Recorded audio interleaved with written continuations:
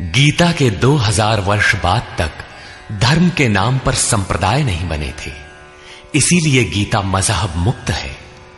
उस समय विश्व मनीषा में एक ही शास्त्र गूंज रहा था, उपनिषद सार गीता, मोक्ष और समृद्धि का स्रोत गीता। शास्त्र पढ़ने की अपेक्षा उसका श्रवण अधिक लाभदायक है, क्योंकि उच्चारण की शुद्धता इत्यादि में एकाग्रता बंट जाती है। इसीलिए सरल भाषा में रूपांतरित यथार्थ गीता की ये कैसेट आपकी सेवा में प्रस्तुत है। इनके श्रवण से बच्चे बच्चे में, पास पड़ोस में परमात्मा के शुभ संस्कारों का संचार होगा। आपके घर आंगन का वायुमंडल भी तपोभूमि सा सुरभित हो उठेगा।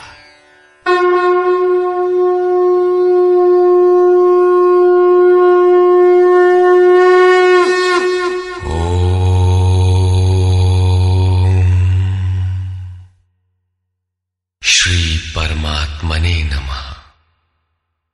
यथार्थ गीता, श्रीमद् भगवत गीता, अथाष्टमो अध्याय।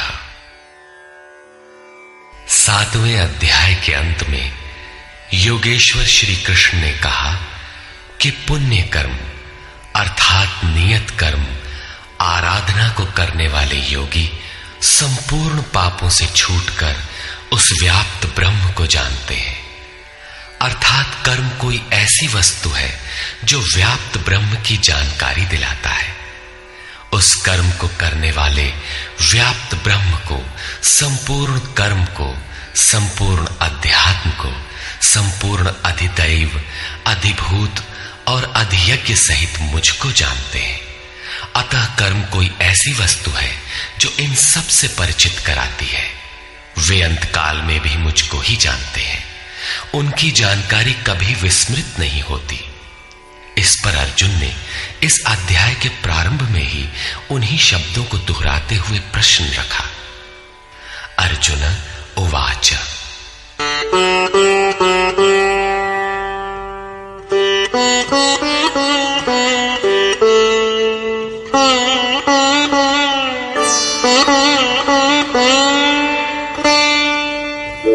किम तद्ब्रह्म किमध्यात्मम् किम कर्म पुरुषोत्तम अधिभूतं च किम प्रोक्तम् अधिदैवं किमुच्यते।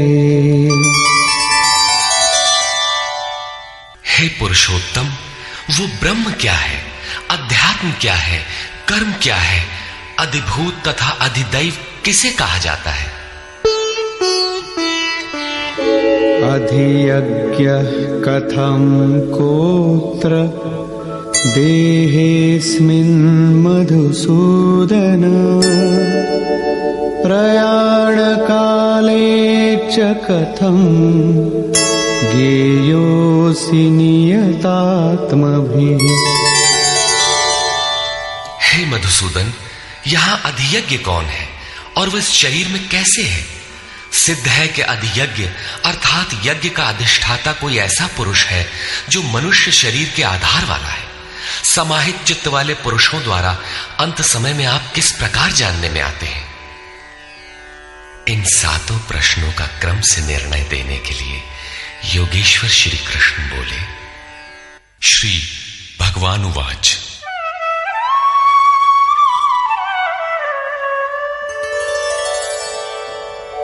अक्षरं ब्रह्म परमं स्वभावोऽध्यात्ममुच्यते भूतभावोद्भवकरो विसर्गः कर्म संज्ञितः।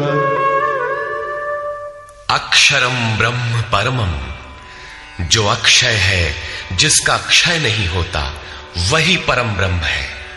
स्वभावः अध्यात्मम उच्यते, स्वयं में स्थिर भाव ही अध्यात्म अर्थात आत्मा का आधिपत्य है। इससे पहले सभी माया के आधिपत्य में रहते हैं, किंतु जब स्वभाव अर्थात स्वरूप में स्थिर भाव अर्थात स्वयं में स्थिर भाव मिल जाता है तो आत्मा का ही आधिपत्य उसमें प्रवाहित हो जाता है। यही अध्यात्म है, अध्यात्म की पराकाष्ठा है। भूत भावोद्भव करा, भूतों के वे भाव जो कुछ न कुछ उद्भव करते हैं, अर्थात प्राणियों के वे संकल्प जो भले अथवा बुरे संस्कारों की संरचना करते हैं, उनका विसर्ग अर्थात विसर्जन, उनका मिट जाना ही कर्म की पराकाष्ठा है। यही संपूर्ण कर्म है जिसके लिए योगेश्वर ने कहा था, वो संपूर्ण कर्म को जानता है। वहां कर्म पूर्ण है, आगे आवश्यकता नहीं है। नियत कर्म, इस अवस्था में जबकि भूतों के वे भाव जो कुछ न कुछ रचते हैं, भले अथवा बुरे संस्कार संग्रह करते हैं, बनाते हैं, वे जब सर्वथा शांत हो जाएं, यही कर्म की संपूर्णता है। इसके आगे कर्म करने की आवश्यकता नहीं रह जाती। अतः कर्म कोई ऐसी वस्तु है जो भूतों के संपूर्ण संकल्पों को, जिनसे कुछ न कुछ संस्कार बनते हैं, उनका शमन कर देती है। कर्म का अर्थ है आराधना, चिंतन, जो यज्ञ में है। अधिभूतं क्षरो भावः पुरुषश्चाधिदैवतम् अधियज्ञोऽहमेवात्र देहे देहभृतां वर। जब तक अक्षय भाव नहीं मिलता तब तक नष्ट होने वाले संपूर्ण क्षर भाव अधिभूत अर्थात भूतों के अधिष्ठान है। वही भूतों की उत्पत्ति के कारण है। पुरुषः च अधिदैवतम, और प्रकृति से परे जो परम पुरुष है वही अधिदैव अर्थात संपूर्ण देवों, दैवी संपद का अधिष्ठाता है। दैवी संपद उसी परम देव में विलय हो जाती है। देहधारियों में श्रेष्ठ अर्जुन, इस मनुष्य तन में मैं ही अधियज्ञ अर्थात यज्ञों का अधिष्ठाता हूं।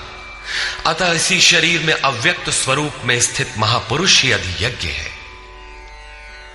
योगेश्वर श्री कृष्ण एक योगी थे जो संपूर्ण यज्ञों का भोक्ता है। अंत में यज्ञ उसमें प्रवेश पा जाते हैं, वही परम स्वरूप मिल जाता है। इस प्रकार अर्जुन के 6 प्रश्नों का समाधान हुआ। अब अंतिम प्रश्न कि अंत काल में कैसे आप जानने में आते हैं जो कभी विस्मृत नहीं होते।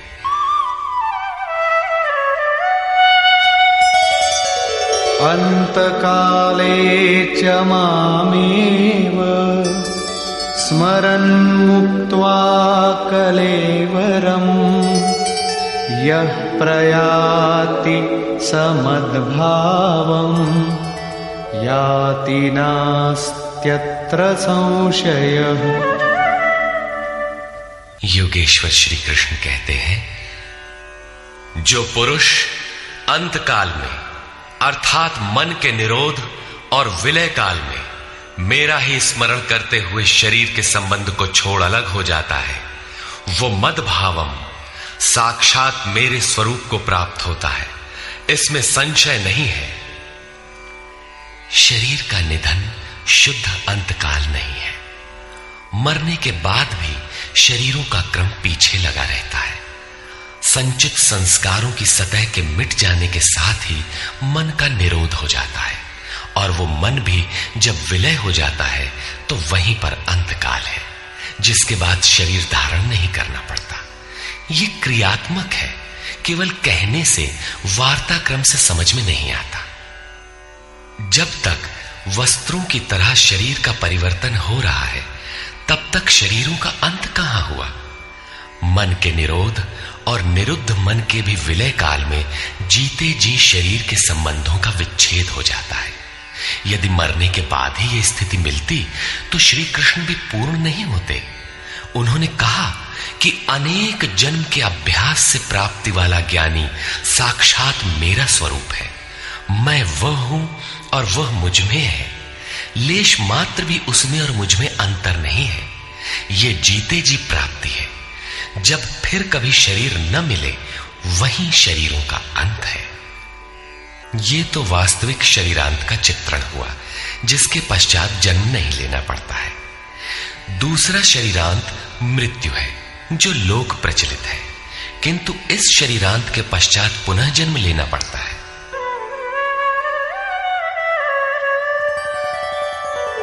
यं यं वापि स्मरन् भावं त्यजत्यन्ते कलेवरम् तं तमेवैति कौन्तेय सदा तद्भाव भावितः।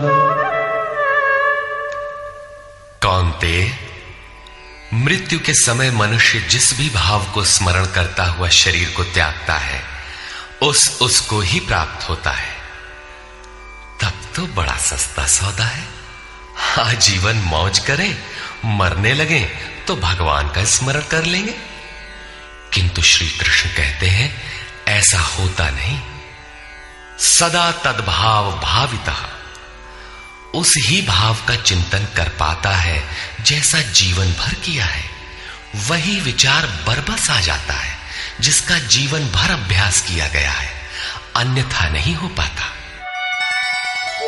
तस्मात् सर्वेषु कालेषु मामनुस्मर युध्य च मय्यर्पितमनो बुद्धिः मामे वैश्यस्य संशयम्। इसलिए अर्जुन, तू हर समय मेरा स्मरण कर और युद्ध कर। मुझ में अर्पित मन और बुद्धि से युक्त होकर तो निसंदेह मुझे ही प्राप्त होगा। निरंतर चिंतन और युद्ध एक साथ कैसे संभव है? हो सकता है कि निरंतर चिंतन और युद्ध का यही स्वरूप हो कि जय कन्हैया लाल की, जय भगवान की कहते रहें और बाण चलाते रहें। किंतु स्मरण का स्वरूप अगले श्लोक में स्पष्ट करते हुए योगेश्वर कहते हैं,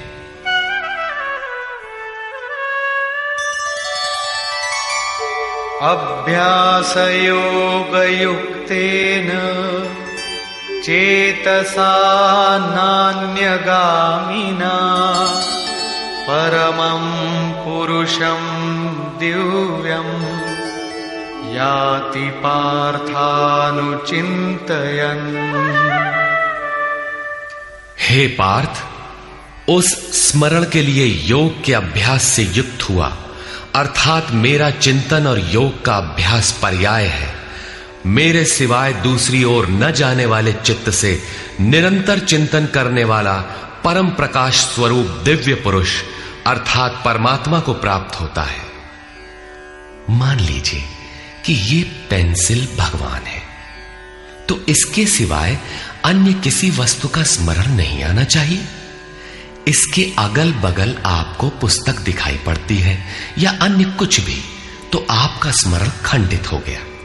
स्मरण जब इतना सूक्ष्म है कि इष्ट के अतिरिक्त दूसरी वस्तु का स्मरण भी ना हो, मन में तरंगे भी ना आए, तो स्मरण और युद्ध दोनों एक साथ कैसे होंगे? वस्तुतः जब आप चित्त को सब ओर से समेटकर अपने एक आराध्य के स्मरण में प्रवृत्त होंगे, तो उस समय मायिक प्रवृत्तियां काम क्रोध राग द्वेष बाधा के रूप में सामने प्रकट ही है। आप स्मरण करेंगे किंतु वे आपके अंदर उद्वेग पैदा करेंगे। आपका मन स्मरण से चलायमान करना चाहेंगे। इन बाह्य प्रवृत्तियों का पार पाना ही युद्ध है। निरंतर चिंतन द्वारा ही इनका अंत किया जाता है। इसलिए निरंतर चिंतन के साथ ही युद्ध संभव है। गीता का एक भी श्लोक बाह्य मारकाट का समर्थन नहीं करता। चिंतन किसका करें, इस पर कहते हैं, कविं पुराणमनुशासितारम् अणोरणीयां समनुस्मरेत्यः सर्वस्य धातारमचिन्त्य रूपम् आदित्यनाथमव्ययम्। नित्यवर्णं तमस परस्तात्। उस युद्ध के साथ वो पुरुष सर्वज्ञ, अनादि, सबके नियंता, सूक्ष्म से भी अति सूक्ष्म, सबके धारण पोषण करने वाले किंतु अचिंत्य, अर्थात जब तक चित्त और चित्त की लहर है तब तक वो दिखाई नहीं देता। चित्त के निरोध और विलय काल में ही जो विदित होता है, नित्य प्रकाश स्वरूप और अविद्या से परे उस परमात्मा का स्मरण करता है। पीछे बताया मेरा चिंतन करता है, यहां कहते हैं परमात्मा का। अतः उस परमात्मा के चिंतन अर्थात ध्यान का माध्यम तत्व स्थित महापुरुष है। इसी क्रम में प्रयाण काले मनसाचलेन भक्त्या युक्तो योग बलेन चैव भ्रुवोर्मध्ये प्राणमावेश्य सम्यक् सतं परं पुरुषमुपैति दिव्यम्। जो निरंतर उस परमात्मा का स्मरण करता है वो भक्ति युक्त पुरुष प्रयाण काले, मन के विलीन अवस्था काल में योग बल से अर्थात उसी नियत कर्म के आचरण द्वारा भ्रिकुटी के मध्य में प्राण को भली प्रकार स्थापित करके अर्थात प्राण अपान को भली प्रकार सम करके न अंदर से उद्वेग पैदा हो न बाह्य संकल्प कोई लेने वाला हो, सत रज तम भली प्रकार शांत हो, सुरत इष्ट में ही स्थित हो, उस काल में वो अचल मन अर्थात स्थिर बुद्धि वाला पुरुष उस दिव्य पुरुष परमात्मा को प्राप्त होता है। सतत स्मरणीय है कि उसी एक परमात्मा की प्राप्ति का विधान योग है। उसके लिए नियत क्रिया का आचरण ही योग क्रिया है, जिसका सविस्तार वर्णन योगेश्वर ने 4 व 6वें अध्याय में किया है। अभी उन्होंने कहा निरंतर मेरा ही स्मरण कर। कैसे करें? तो इसी योग धारणा में स्थिर रहते हुए करना है। ऐसा करने वाला दिव्य पुरुष को ही प्राप्त होता है, जो कभी विस्मृत नहीं होता। यहां इस प्रश्न का समाधान हुआ कि आप प्रयाण काल में किस प्रकार जानने में आते हैं। पाने योग्य पद का चित्रण देखें, जो गीता में स्थान स्थान पर आया है। यदक्षरं वेदविदो वदन्ति विशन्ति यद्यतयो वीतरागाः यदिच्छन्तो ब्रह्मचर्यं चरन्ति तत्ते पदं संग्रहेण प्रवक्ष्ये। वेदविद अर्थात अविदित तत्व को प्रत्यक्ष जानने वाले लोग जिस परम पद को अक्षरम अक्षय कहते हैं, वीतराग महात्मा जिसमें प्रवेश के लिए यत्नशील रहते हैं, जिस परम पद को चाहने वाले ब्रह्मचर्य का पालन करते हैं। ब्रह्मचर्य का अर्थ जननेन्द्रिय मात्र का निरोध नहीं, बल्कि ब्रह्म आचरति सब ब्रह्मचारी, बाह्य स्पर्शों को मन से त्याग कर ब्रह्म का निरंतर चिंतन स्मरण ही ब्रह्मचर्य है। जो ब्रह्म का दर्शन करा उसी में स्थान दिला शांत हो जाता है। इस आचरण से इंद्रिय संयम ही नहीं बल्कि सकलेंद्रिय संयम स्वतः हो जाता है। इस प्रकार जो ब्रह्मचर्य का आचरण करते हैं, जो हृदय में संग्रह करने योग्य है, धारण करने योग्य है, उस पद को मैं तेरे लिए कहूंगा। वो पद है क्या? कैसे पाया जाता है? इस पर योगेश्वर श्री कृष्ण कहते हैं, सर्वद्वाराणि संयम्य मनोहृदि निरुध्य च मूर्ध्याधायात्मनः प्राणम् आस्थितो योगधारणा। सब इंद्रियों के दरवाजों को रोककर अर्थात वासनाओं से अलग रहकर मन को हृदय में स्थित करके ध्यान हृदय में ही धरा जाता है, बाहर नहीं। पूजा बाहर नहीं होती। और प्राण अर्थात अंतःकरण के व्यापार को मस्तिष्क में निरोध कर योग धारणा में स्थित होकर योग को धारण किए रहना है, दूसरा तरीका नहीं है। इस प्रकार स्थित होकर ओमित्येकाक्षरं ब्रह्म व्याहरन् मामनुस्मरन् यः प्रयाति त्यजन् देहं स याति परमां गतिम्। जो पुरुष ओम इति ओम इतना ही जो अक्षय ब्रह्म का परिचायक है, उसका जाप तथा मेरा स्मरण करता हुआ शरीर का त्याग कर जाता है, वो पुरुष परम गति को प्राप्त होता है। श्री कृष्ण एक योगेश्वर परम तत्व में स्थित महापुरुष सद्गुरु थे। योगेश्वर श्री कृष्ण ने बताया कि ओम अक्षय ब्रह्म का परिचायक है, तू उसका जप कर और ध्यान मेरा कर। प्राप्ति के हर महापुरुष का नाम वही होता है जिसे वो प्राप्त है, इसलिए नाम ओम का बताया और रूप अपना। योगेश्वर ने कृष्ण कृष्ण जपने का निर्देश नहीं दिया। कालांतर में भावुकों ने उनका भी नाम जपना आरंभ कर दिया और अपनी श्रद्धा के अनुसार उसका फल भी पाते हैं। जैसा कि मनुष्य की श्रद्धा जहां टिक जाती है, वहां मैं ही उसकी श्रद्धा को पुष्ट करता तथा मैं ही फल का विधान भी करता हूं। श्री कृष्ण ओम पर बल देते हैं।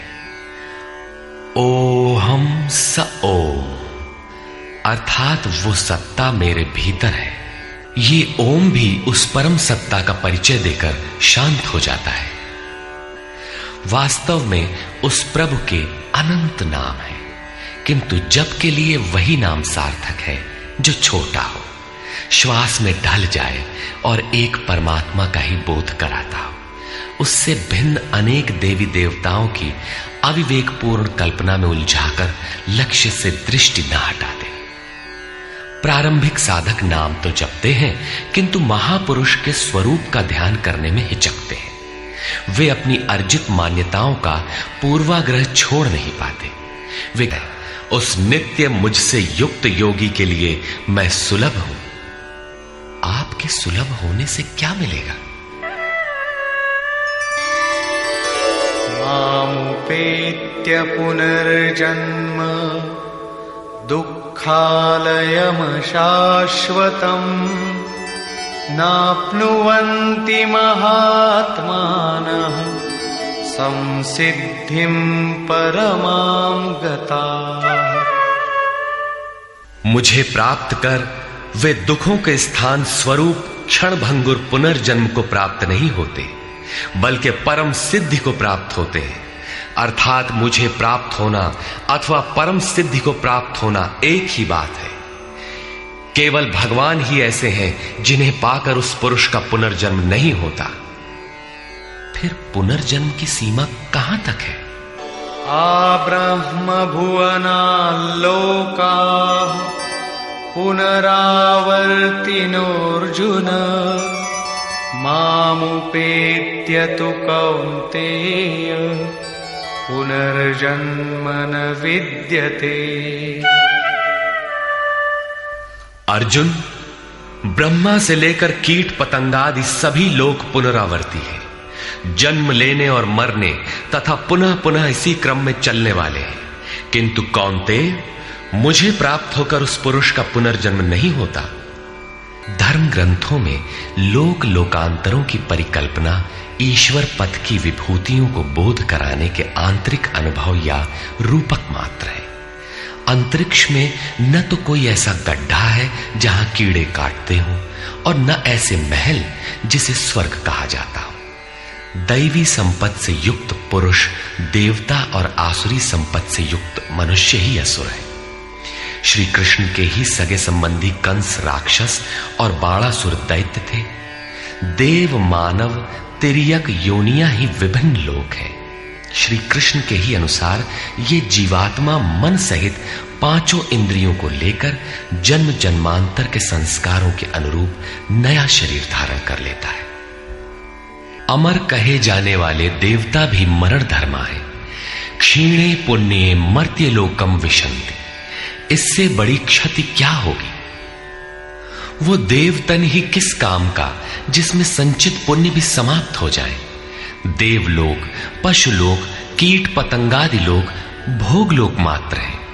केवल मनुष्य ही कर्मों का रचयिता है, जिसके द्वारा वो उस परम धाम तक को प्राप्त कर सकता है जहां से पुनरावर्तन नहीं होता। यथार्थ कर्म का आचरण करके मनुष्य देवता बन जाए, ब्रह्मा की स्थिति प्राप्त कर ले, किंतु वो पुनर्जन्म से तब तक नहीं बच सकता जब तक कि मन के निरोध और विलय के साथ परमात्मा का साक्षात्कार करके उसी परम भाव में स्थित न हो जाए। उसका पुनर्जन्म नहीं होना है, किंतु इस अव्यक्त स्थिति से पूर्व जब तक उसके पास अपनी बुद्धि है, जब तक वो ब्रह्मा है, वो पुनर्जन्म की परिधि में ही है। इन्हीं तथ्यों पर प्रकाश डालते हुए योगेश्वर श्री कृष्ण कहते हैं,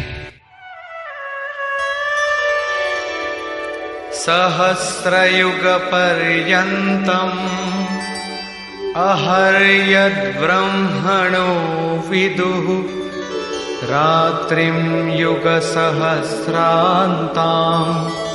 तेहोरात्रविदो जनाः। जो 1000 चतुर्युगों की ब्रह्मा की रात्रि और 1000 चतुर्युगों के उसके दिन को साक्षात जानते हैं, वे पुरुष समय के तत्व को यथार्थ जानते हैं। प्रस्तुत श्लोक में दिन और रात विद्या और अविद्या के रूपक हैं। ब्रह्म विद्या से संयुक्त बुद्धि ब्रह्मा की प्रवेशिका तथा ब्रह्म विद्वरिष्ठ बुद्धि ब्रह्मा की पराकाष्ठा है। विद्या से संयुक्त बुद्धि ही ब्रह्मा का दिन है। जब विद्या कार्यरत होती है, उस समय योगी स्वरूप की ओर अग्रसर होता है। अंतःकरण की सहस्रों प्रवृत्तियों में ईश्वरीय प्रकाश का संचार हो उठता है।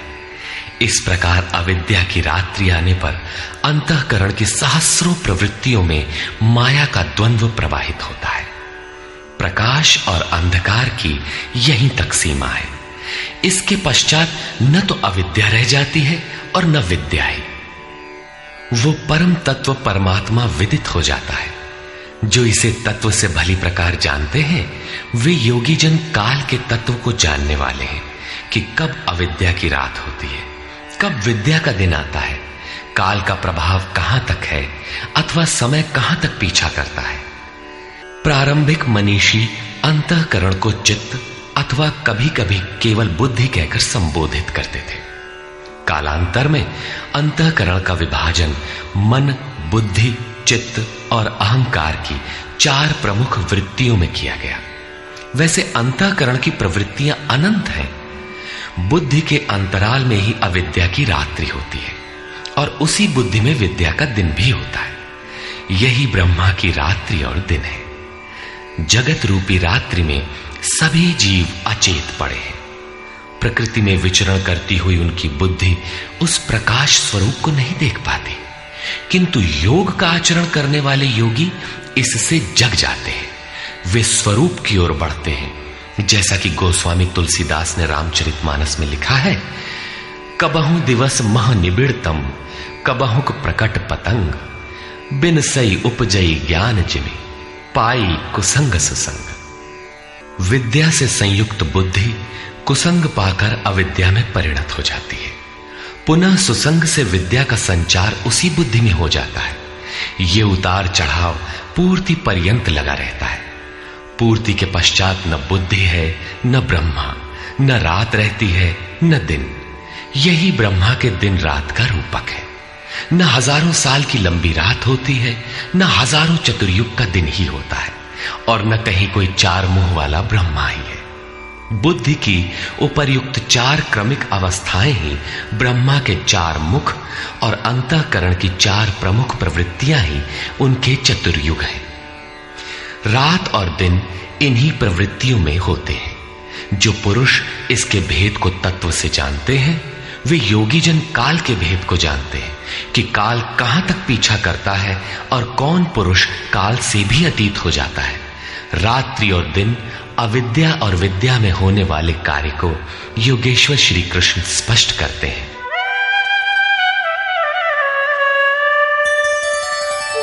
अव्यक्ताद्व्यक्तयः सर्वाः प्रभवन्त्यः रागमे, रात्र्यागमे प्रलीयन्ते, तत्रैवाव्यक्तसंज्ञके।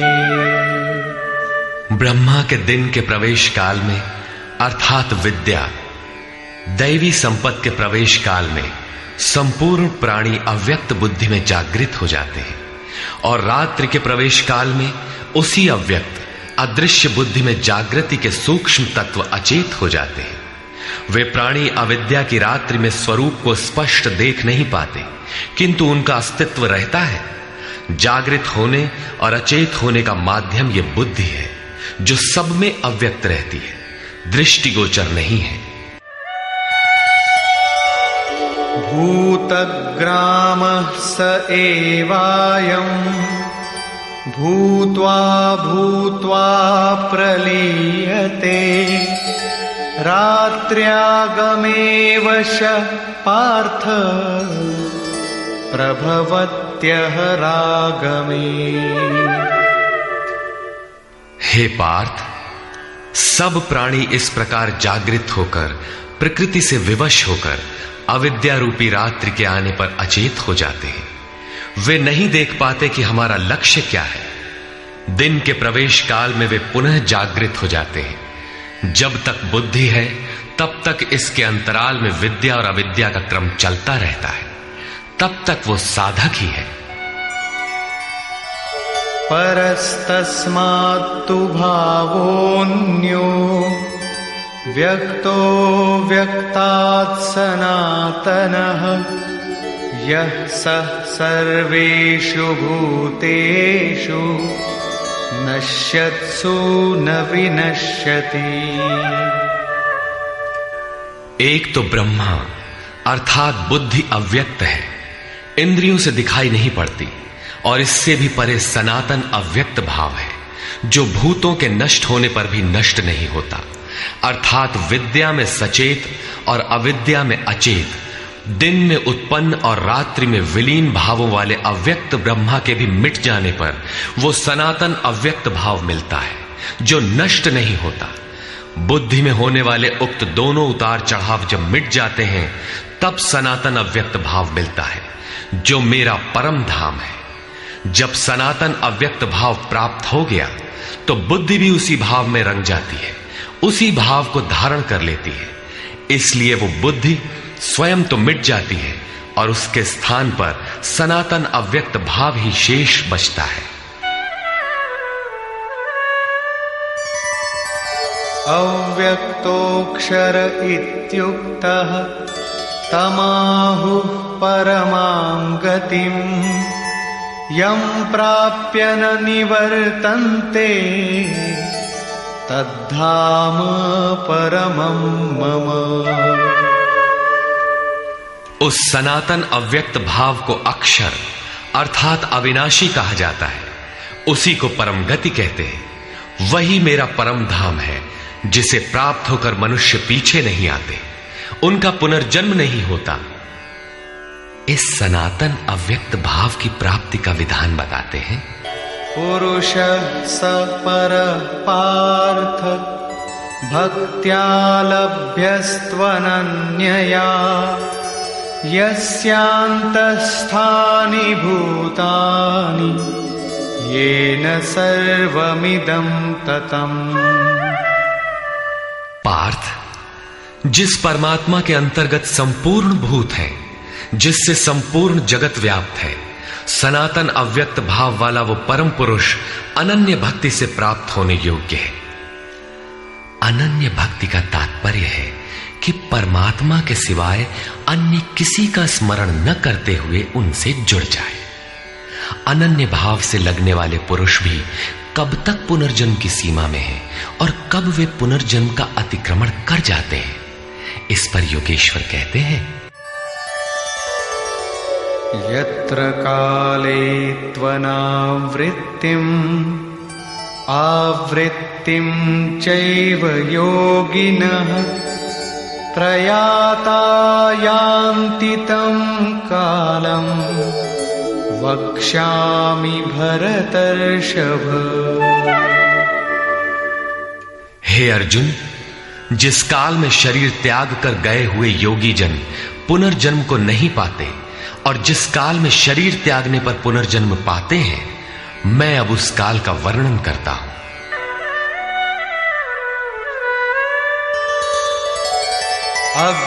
अग्निर्ज्योतिरः शुक्लः षण्मासा उत्तरायणम् तत्र प्रयाता गच्छन्ति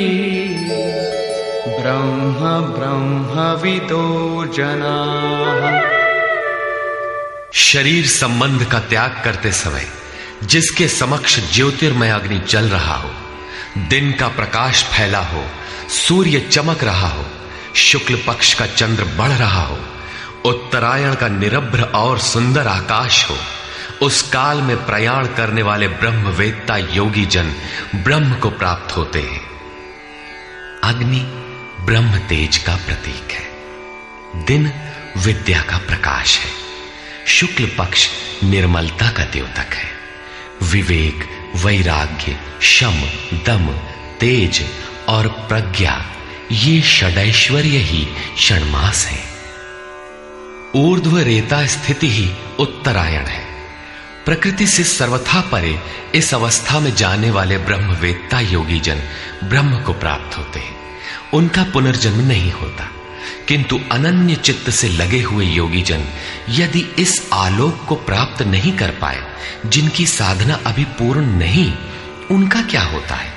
इस पर कहते हैं, धूमो रात्रिस्तथा कृष्णः षण्मासा दक्षिणायनम् तत्र चान्द्रमसं ज्योतिः योगी प्राप्य निवर्तते।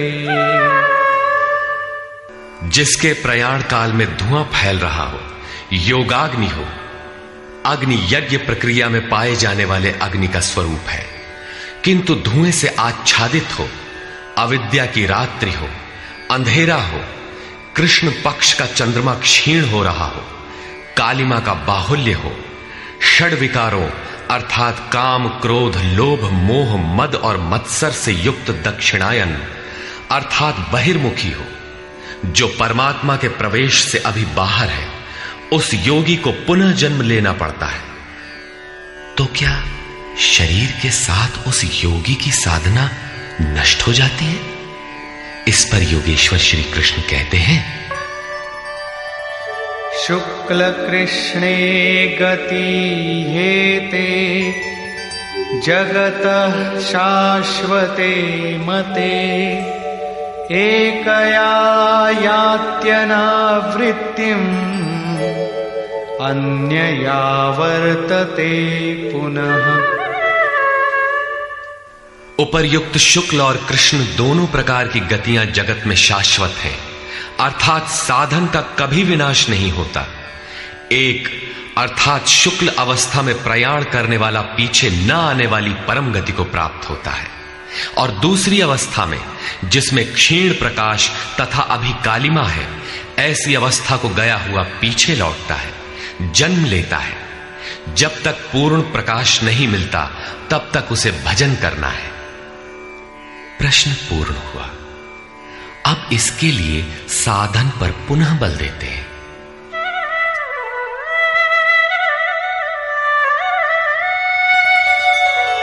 नैते श्रुति पार्थ जानन् योगी मुह्यति कश्चन तस्मात् सर्वेषु कालेषु योगयुक्तो भवार्जुन। हे पार्थ, इस प्रकार इन मार्गों को जानकर कोई भी योगी मोहित नहीं होता, वो जानता है कि पूर्ण प्रकाश पा लेने पर ब्रह्म को प्राप्त होगा और क्षीण प्रकाश रहने पर भी पुनर्जन्म में साधन का नाश नहीं होता। दोनों गतियां शाश्वत हैं। अतः अर्जुन, तो सब काल में योग से युक्त हो, अर्थात निरंतर साधन कर।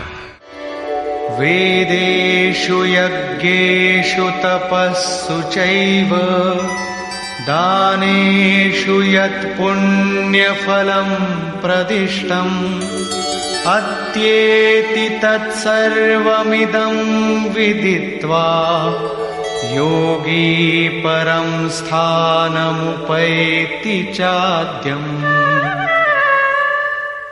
इसको साक्षात्कार सहित जानकर, मानकर नहीं, योगी वेद, यज्ञ, तप और दान के पुण्य फलों का निसंदेह अतिक्रमण कर जाता है और सनातन परम पद को प्राप्त होता है।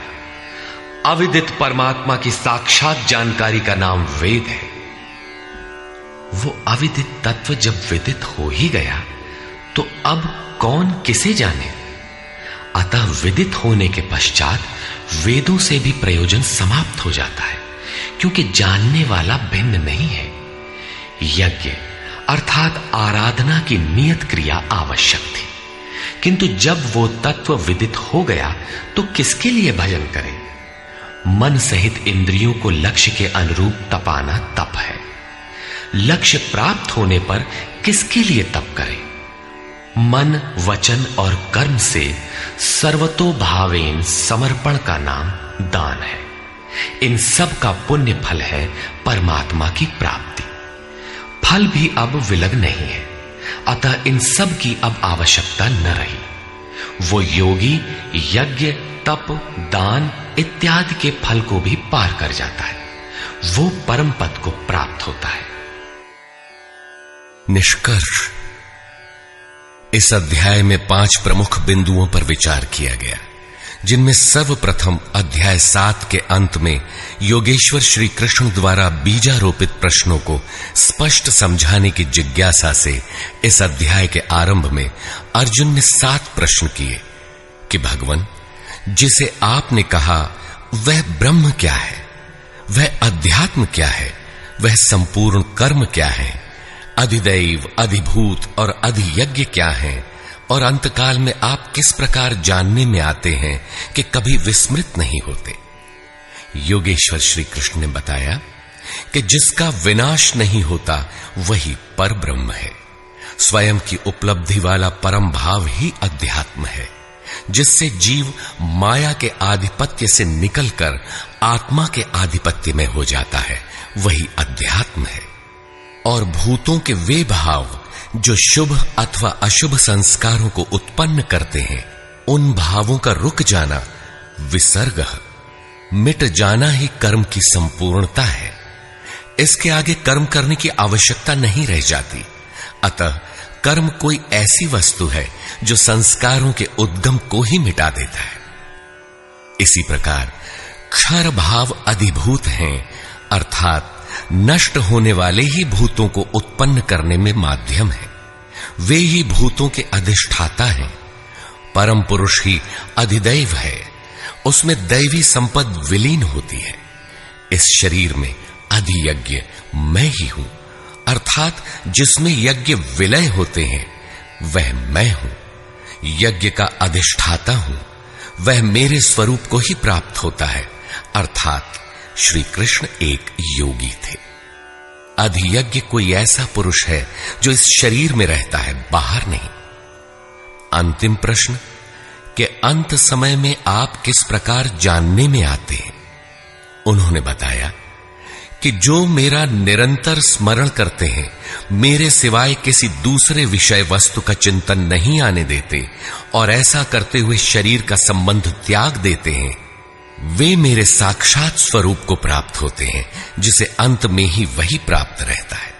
शरीर की मृत्यु के साथ यह उपलब्धि होती हो ऐसी बात नहीं है। मरने पर ही मिलता तो श्री कृष्ण पूर्ण न होते। अनेक जन्मों में चलकर पाने वाला ज्ञानी उनका स्वरूप न होता।